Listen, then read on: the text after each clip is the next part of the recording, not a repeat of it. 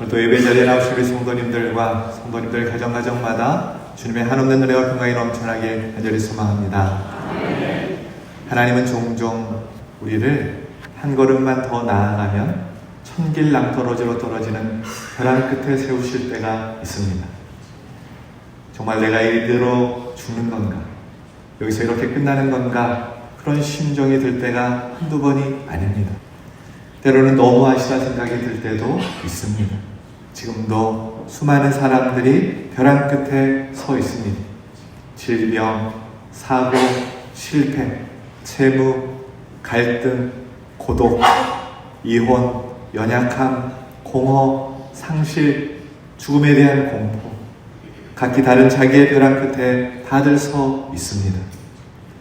벼랑 끝에 서는 것은 힘들고 괴로운 일입니다.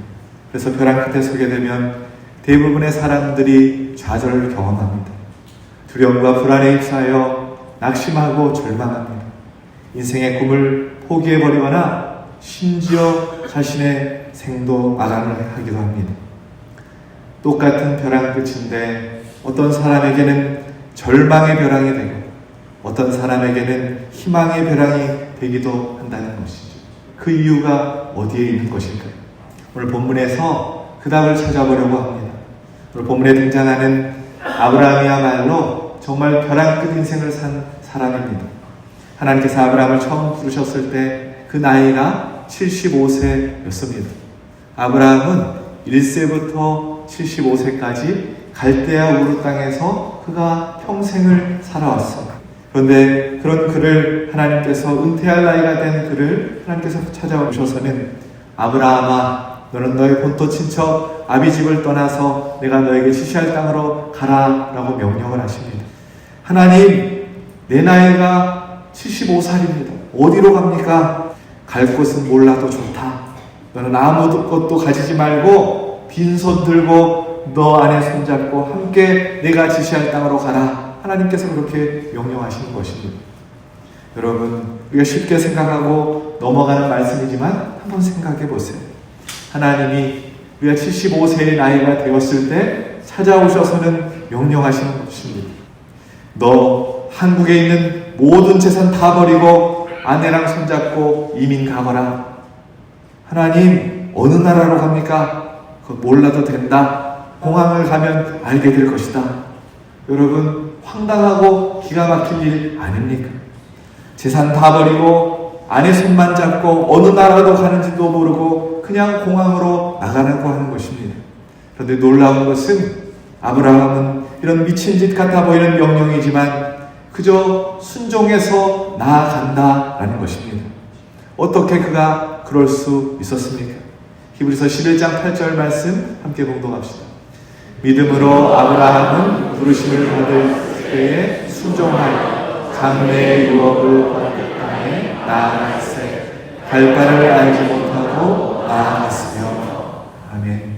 아브라함은 벼랑 끝에서 하나님을 신뢰하고 하나님의 약속의 말씀을 붙잡았다라는 것입니다. 그래서 믿음으로 순종할 수 있었다는 것이죠. 이쯤 되면 대단한 믿음 아니겠습니까? 그런데 오늘 하나님은 더 충격적인 요청을 아브라함에게 하고 계십니다. 1절 2절 말씀 함께 봉독합시다. 그 일 후에 하나님이 아브라함을 시험하시려고 그를 부르시되 아브라함아 하시니 그가 이르되 내가 여기 있나이다.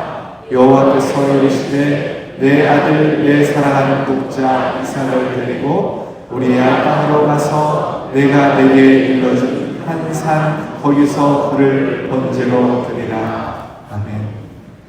하나님께서 아브라함에게 100세 때 아들을 주셨는데 그 아이가 성장해서 이제 소년이 되었습니다. 그런 아들을 모리아 산에 데려가서 잡아가지고는 각을 뜨고 장작불에 태워 제물로 하나님 앞에 드리라고 명령을 하는 것입니다. 여러분, 아브라함이 이 명령을 받고 얼마나 놀랐을까요? 환경이나 조건에 관한 시험이라면 그래도 이를 악물고 참고 견딜 텐데 눈에 넣어도 아프지 않는 아들입니다. 100세에 낳은 귀하디 아들입니다. 쥐면 다칠라 불면 날아갈라 애지중지 키운 아들입니다.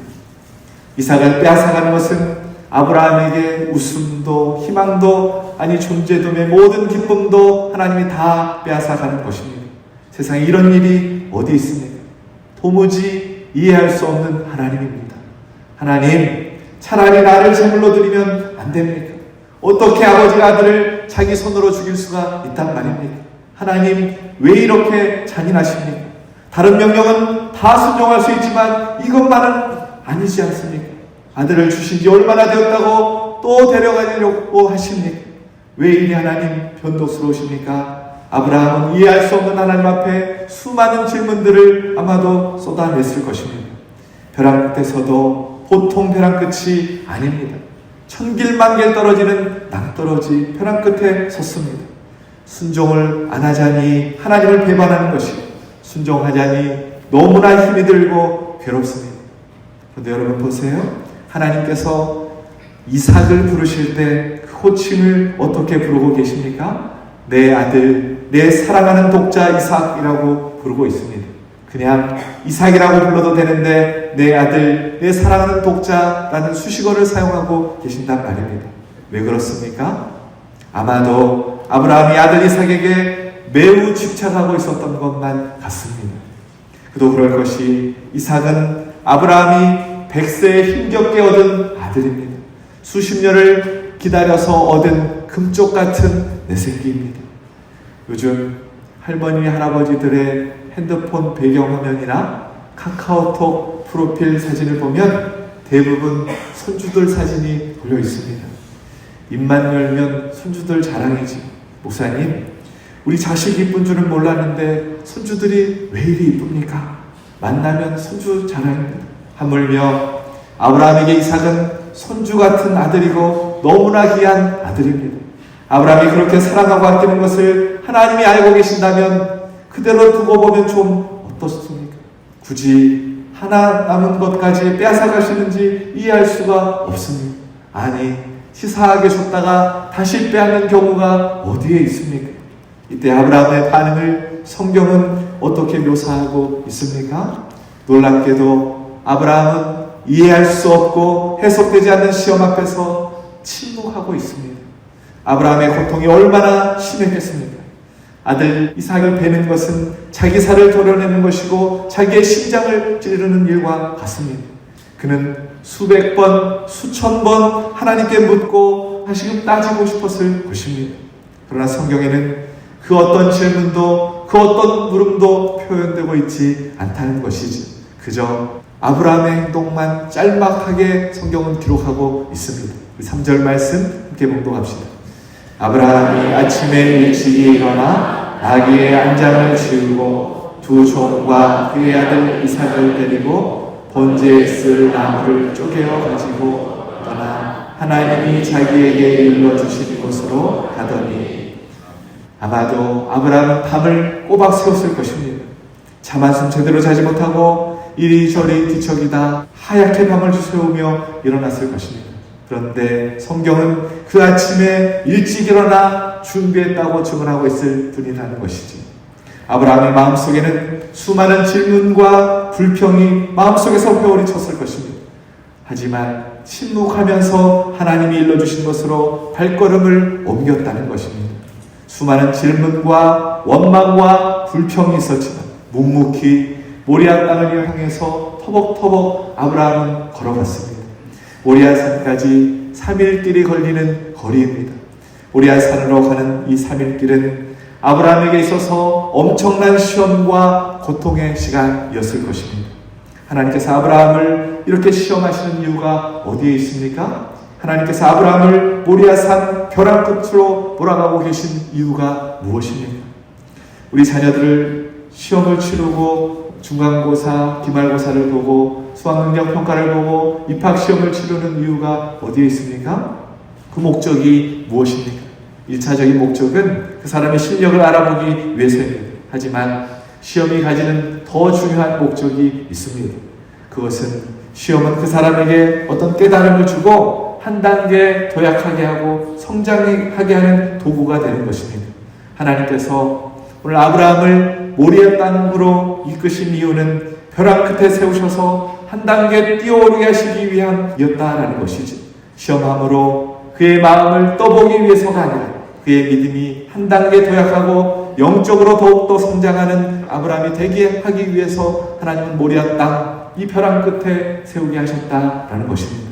사실 아브라함이 100세에 이삭을 낳고 키우면서 아브라함의 믿음은 하나님에게서 이삭에게로 옮겨지고 있었습니다.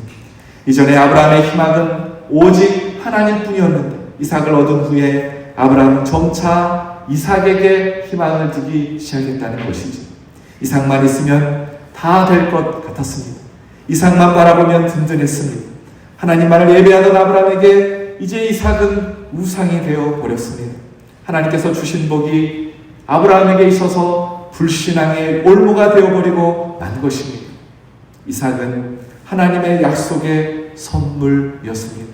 그런데 나이가 먹다 보니 눈에 보이는 자식을 더 의지하고 하나님보다 이 자식 이삭을 더 사랑하게 되었다라는 것이지. 결국 믿음을 통해 얻은 이삭은 그 아비 아브라함에게 하나님과의 관계를 멀어지게 만드는 불신앙의 원인이 되었습니다. 하나님을 잃어버리면 다 잃어버린 것입니다. 아브라함은 이삭만 얻으면 다 얻을 것으로 착각하고 있었다는 것이지. 사랑하는 여러분, 우리에게 참된 믿음의 대상, 참된 의지의 대상, 참된 소망의 대상은 하나님 한 분뿐인 줄로 믿습니다. 이 땅에 어떤 것도 그 무엇도 믿음의 대상, 소망의 대상, 희망의 대상이 될 수 없다는 것이지. 하나님께서 이삭을 번제물로 바치라는 것은, 이삭에게 칼을 대라는 것은 이삭에게 연결되어 있는 너의 희망의 끈, 너의 집착의 끈, 너의 잘못된 믿음의 끈을 끊어놓으라 라는 것이지. 하나님보다 더 의지하고 사랑하는 그 마음의 끈을 내려놓으라 라는 것이지. 모리아 산에 오르기 전 아브라함의 믿음은 적당히 세상과 타협하는 믿음이었습니다. 그러나 모리아 산까지 올라가는 길 동안 자신의 모든 것을 이 아브라함은 내려놓아야 했습니다. 3일길을 가는 동안 얼마나 하나님의 이름을 부르며 피나는 투쟁을 이 아브라함이 했겠습니까? 자신의 한 줄기 소망까지 꺾어버리시는 하나님 앞에서 얼마나 저항하고 싶었겠습니까? 그러나 저항할 수 없는 하나님의 말씀 앞에서 아브라함은 다시 하나님을 붙들고 있는 것입니다. 언제나 자신의 삶을 신실하게 이끄셨던 하나님을 신뢰하였기에 모리아 산으로 한 걸음씩 발걸음을 그가 옮길 수 있었다라는 것이지. 일생 동안 자신의 많은 실수에도 불구하고 하나님은 언제나 자신을 붙들어 주시고 선하게 인도해 주셨던 분이셨습니다. 하나님을 바라봤더니 다시금 아브라함은 모리아 산 그 벼랑 끝에서 견딜 수 있는 힘을 얻게 되었다라는 것이지. 여러분, 믿음은 벼랑 끝에서 몸을 날리는 번지점프와 같습니다. 번지점프는 밧줄 하나에 의지하고 몸을 던지는 것이지. 줄이 나를 안전하게 지켜줄 것으로 믿고 몸을 던지는 것입니다. 줄을 믿고 뛰어내리는 것입니다. 하나님을 믿는 믿음도 마찬가지입니다. 믿음은 인생의 벼랑 끝에서 하나님만을 의지하고 몸을 던지는 것입니다. 하나님과 끈을 조여매고 뛰어내립니다. 그러면 하나님은 번지점프의 줄보다 더 확실하게, 더 안전하게 붙잡아 주시기에 결코 우리는 떨어지지 않는 것입니다. 우리의 발이 상하지 않게 된다는 것이지. 때로는 우리가 사망의 음침한 골짜기에 헤맬지라도 주님의 강한 손이 우리를 지켜주시고, 때로는 우리가 어쩌다 비틀거려도 주님이 붙잡아 주시니 아주 넘어지지 않는다라는 것입니다. 그렇게 아브라함은 신실한 하나님을 다시 믿음으로 붙들고 일러주신 모리아 땅에 도착합니다. 9절 10절 말씀 함께 봉독합시다. 하나님이 그에게 일러주신 곳에 이른지라 이에 아브라함이 그곳에 제단을 쌓고 나무를 보내놓고 이삭을 결박하여 제단 나무 위에 놓고 손을 내밀어 칼을 잡고 그 아들을 죽이려 하니. 나무 제단을 쌓고 그 위에 결박한 이삭을 올려놓았습니다. 마음속에 우상을 잘라내는 마음으로 아브라함은 칼로 이삭을 죽이려고 하는 것입니다. 하나님, 내 아들 이삭이 여기 있습니다. 다 늙어 빠진 내게 아들을 주시겠다고 말씀하셨을 때 저와 제 아내는 속으로 비웃었지만, 그러나 하나님은 정말 저희들을 웃게 하셨습니다. 어느덧 저는 그 웃음 자체에만 집착했고 웃게 하시는 하나님에게 그 은혜를 저버렸습니다. 주님, 이제 웃게 하신 하나님을 위해 제 웃음, 제 기쁨을 바치겠습니다. 그러면서 시퍼런 칼로 이삭의 목을 찌르려는 그 순간 하나님께서 천사를 부르셔서 그의 팔을 붙잡으십니다. 다급하게 아브라함아, 아브라함아, 아브라함의 이름을 불러 멈추게 하십니다. 아브라함의 순종의 믿음에 하나님도 놀라셨던 것이지. 12절 말씀 우리 함께 공독합시다. 그 아이에게 내 손을 대지 말라. 그에게 아무 일도 하지 말라. 내가 내 아들 내 독자까지도 내게 아끼지 아니하였으니 내가 이제야 내가 하나님을 경외하는 줄을 아노라. 아멘. 여기서 손을 대지 말라라는 이 원어의 의미는 손끝 하나도 건드리지 말라라는 의미입니다. 하나님도 놀라시며 다급히 아브라함의 손을 붙잡으셨습니다. 성경 어디에도 하나님께서 이렇게 다급하게 행하신 적이 없습니다. 아브라함이 뒤를 돌아보니 한 순양이 숲 위에 걸려 있는데, 그래서 이삭 대신에 그 양을 잡아 하나님 앞에 드리는 것입니다. 하나님은 아브라함의 믿음을 보고 싶으셨던 것이지, 그의 신실한 마음을 보셨습니다. 아브라함에게 이삭을 바치라고 하신 하나님의 말씀은 사실은 이삭의 목숨이 아니라 아브라함이 하나님 앞에 순종하는 그 마음을 하나님께서 보고 싶으셨다라는 것입니다. 벼랑 끝에서 하나님의 시험에 아브라함이 합격할 수 있었던 것은 바로 순종하는 믿음에 있었습니다. 히브리서 11장 17절 말씀 함께 봉독합시다.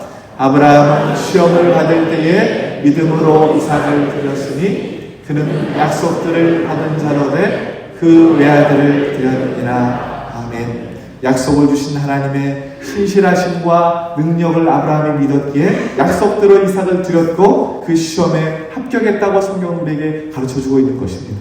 오늘 본문에 하나님께서 아브라함을 부르실 때 아브라함의 반응은 언제나 동일했습니다. 1절 후반절에 내가 여기 있나이다 라고 아브라함이 그렇게 반응을 해요. 11절에서도 하나님께서 부르실 때 아브라함의 대답은 내가 여기 있나이다 라고 고백하고 있습니다. 내가 여기 있나이다, 이 원어는 힌느니 라는 단어인데 항상 아브라함의 대답은 내가 여기 있나이다, 힌느니 라는 것이었습니다. 그런데 이 힌느니라는 말은 단순한 대답이 아닙니다. 하나님이 말씀하신 대로 내가 무엇이든지 행하겠습니다. 예, 제가 여기 있습니다. 무엇이든지 말씀만 하십시오. 제가 그대로 행하겠습니다. 지금 아브라함이 그렇게 반응하고 있다는 것이지. 힌느니, 그것은 아브라함의 삶의 습관이었습니다. 하나님이 부르신다면 언제든지 응답하겠습니다. 하나님이 원하시면 무엇이든지 제가 드리겠습니다. 하나님이 하라시면 제가 행하겠습니다. 하나님이 가라시면 어디든지 가겠습니다. 이것이 아브라함의 마음이었다라는 것이죠. 아브라함에게는 하나님께 대한 절대적인 신뢰가 있었습니다. 그래서 하나님의 명령이 이해되지 않을 때에도 하나님께 힌느니 주여 제가 여기 있나이다 그렇게 응답할 수 있었던 것입니다. 여러분, 믿음이 자라난다는 것은 나 중심에서 하나님 중심으로 변화되는 것을 의미합니다. 나의 시간과 물질, 나의 인생 전체를 하나님 앞에 드리고 힌느니라고 고백하는 데까지 우리의 믿음이 나아가야 한다는 것이죠. 아브라함처럼 내가 하나님보다 더 사랑하는 모든 것을 다 내려놓고 주님 앞에 힌느니 주여 내가 여기 있나이다 고백하는 믿음의 사람들이 우리 유독교 모든 성도님들 되시길 예수 그리스도의 이름으로 축원합니다.